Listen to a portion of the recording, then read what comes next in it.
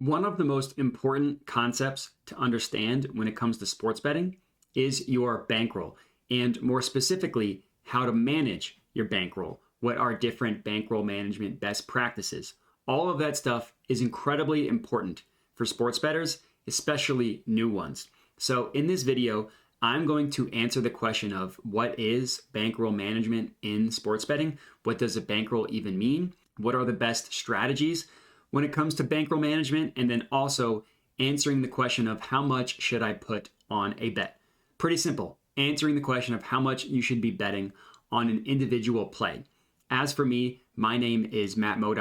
I am a content producer and betting analyst for oddsjam.com. In a previous life, in my day-to-day job, I was a data analyst, so I use my background with numbers in math and apply that to sports betting and found a home at OddsJam. So if you're watching this and you enjoy the content, would appreciate it if you could like the video, comment, and then of course subscribe to my YouTube channel.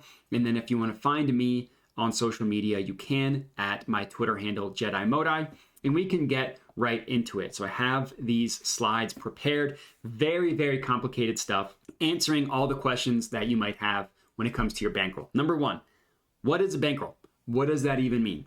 And a bankroll is the amount of money that you are comfortable dedicating towards sports betting. So let's pretend you are a brand new sports bettor and you're trying to figure out what your bankroll is. It's a number that you're comfortable betting on sports. Basically, it should be a number that you're comfortable living without. That is the most important thing.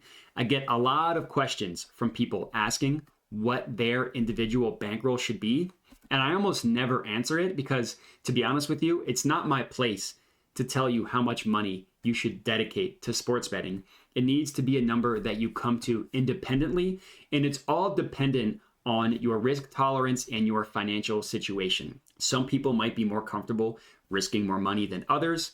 It's all dependent on your individual situation. So to kind of follow up on that, another question that I get is how much money do I need to be profitable? And the answer is not a lot. For me personally, I can tell you my personal experience. So I started using OddsJam in like August, September of 2021, basically the beginning of football season of 2021. And I started with a $500 bankroll. That was it. I started with $500. So I took this screenshot that you see right here directly from my OddsJam bet tracker, which every single bet that I've ever placed using OddsJam pulls into this information. It's actually publicly available. So if you want to follow my bet tracker, you can at the link in the description of the video. But I started with a $500 bankroll. And as you can see, in August of 2021, I profited roughly $850 in my first month. In terms of profit, I almost doubled my initial starting bankroll. In my second month in September, I profited almost $2K in my second month using OddsJam. So in terms of like how much do you need to be profitable, you could be like me and start with a number as low as 500 and still make serious profits, even at the very, very beginning. I didn't know what the heck I was doing in terms of strategies, and I was still able to make insane profits using OddsJam. So number one, you shouldn't be stressed about whatever number you decide to use for your bankroll. It should be a number that you are comfortable living without, because what you're going to do, let's pretend that you have $3,000 to play with. What you're going to do is you're going to deposit $3,000 into all of the different sports books available in your state. Now, I don't mean 3,000 in each book individually. I mean 3,000 total. So if there are 6 books that you want to sign up with, put 500 in each one, and there is your $3,000 bankroll right there. In terms of best practices, I already mentioned this, but it has to be a number that you come to individually based on your family situation, based on your comfort level, just in how much money you're comfortable risking towards sports betting. And when I say risk, I mean the actual amount of money that you're betting. That's called the risk. Also, obviously depends on your financial situation and financial security. But the number one rule when it comes to bankroll management is you should never bet over 5% of your bankroll on one individual bet. That is something to keep in mind as we go along with this video, but you should never, ever, ever bet over 5% of your bankroll on one bet. That's too much risk in one individual bet. And then, of course, this is obvious, bet responsibly. Make sure that the number you're betting is a number you're comfortable living without, and do not put more than 5% of your bankroll on one individual bet. Now, in terms of strategies, how much money should you place on an individual bet, right? There are a bunch of different strategies that you can pretty much narrow down to 3 different strategies when it comes to sports betting. Number 1, flat betting. That means you bet the same amount on every single play, no matter what. Doesn't matter what the play is, doesn't matter what the odds are. You're just betting the same amount on every single play. Has its pros, has its cons, which I will get into later. Now, the next strategy I want to talk about is basically using a unit scale. So when you are unit betting, you are betting between 1 to 5 units per bet, depending on your level of confidence in that bet. And in terms of dollar figures, 1 unit equals 1% of your bankroll. So if you have a $1,000 bankroll, 1 unit would be $10. So the reason why the unit scale exists is basically to standardize the amount of money each individual person should bet based on their bankroll. So if someone has a $10,000 bankroll, 1% of their bankroll is going to be $100. Now, if someone only has a $1,000 bankroll, $100 would be 10 units. And again, you should never bet above 5. So it's an easy way to just standardize, like I said, the amount of money you should put on an individual bet. And then the last method is also the most complicated, called the Kelly Criterion method. This is the one that I personally probably get the most amount of questions on, so I will detail it on the next slide. So the Kelly Criterion method is a formula that determines how much money you should put on an individual wager, literally based on that formula. It spits out a percent and then converts that percent into real dollars, depending what your bankroll is. In terms of what the formula takes into account, it's the implied win percentage, which all that is just the odds of the bet itself. So something that I find very interesting about sports betting is that all odds have an inherent win percentage associated with them. So like I like to use the example -110, the most common odds you'll see when sports betting. That has a win percentage of roughly 52.38%.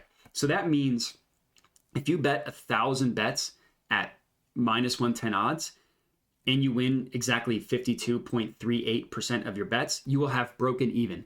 Any number above that, you will be profitable. The first data point that the Kelly Criterion method takes into account is the implied win percentage, which again is literally just the odds that you're betting. So if you're betting on something at -110, that would be the data point, the odds of -110. The next data point that the Kelly Criterion method determines is the win percentage of your bet itself. So not the implied win percentage, but the actual win percentage. The first question people are going to ask is, well, how do you know what the win percentage is of a bet? Well, if you're using the OddsJam positive expected value page, it literally calculates the win percentage of your bet. So this number comes from some sort of system or method or data calculation that literally assigns win percentages to bets itself. So these are the 2 most important things. Obviously, the wider the gap between the implied win percentage and the actual win percentage, the higher the number.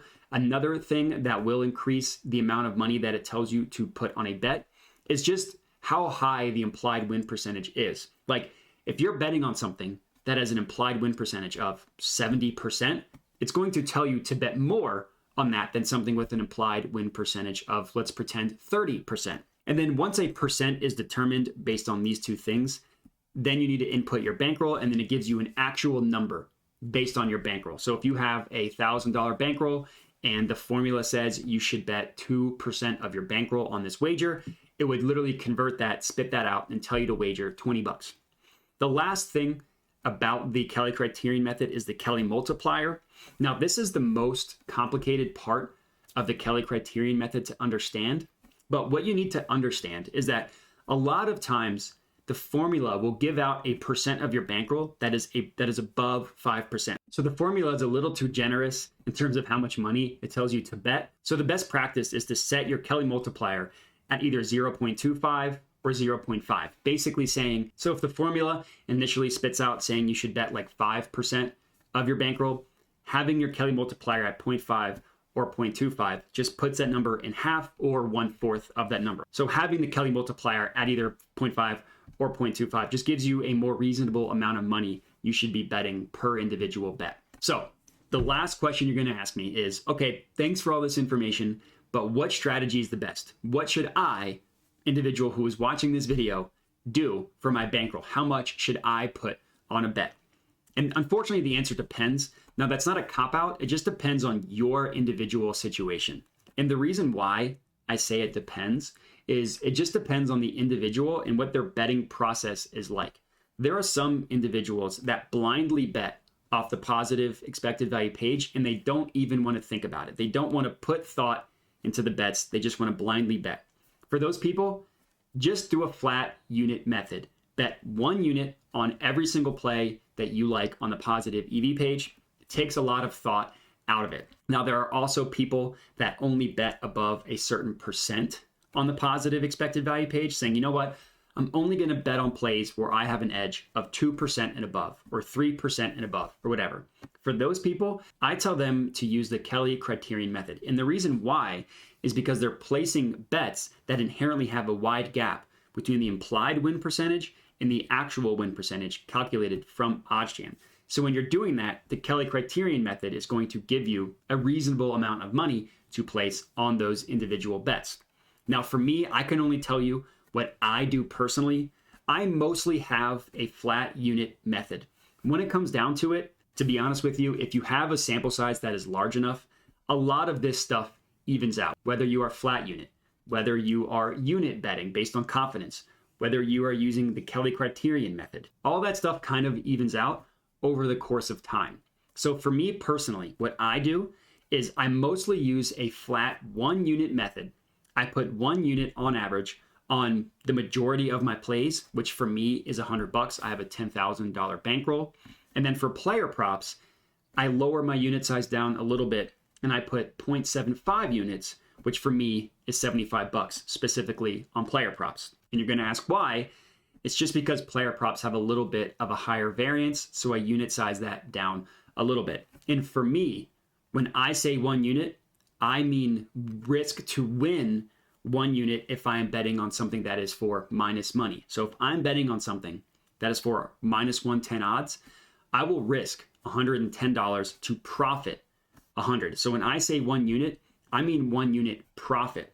It's the same thing for player props. If I'm betting on something minus 110 odds, I will risk $82.50 to profit $75. And that's how I personally unit size. Again, I'm not telling you that my strategy is the best and that all others are dumb. It all depends on your individual financial situation and then also your betting process and how you go about placing bets. So hopefully this video was helpful. If you have any questions, please don't hesitate to reach out. You can hit me up on Twitter at my Twitter handle that has been on the screen here, also in the description of the video as well. Other than that, please remember to like, comment, and subscribe. All that stuff helps me out a ton, and that's it. So appreciate you guys for watching, and have a good one.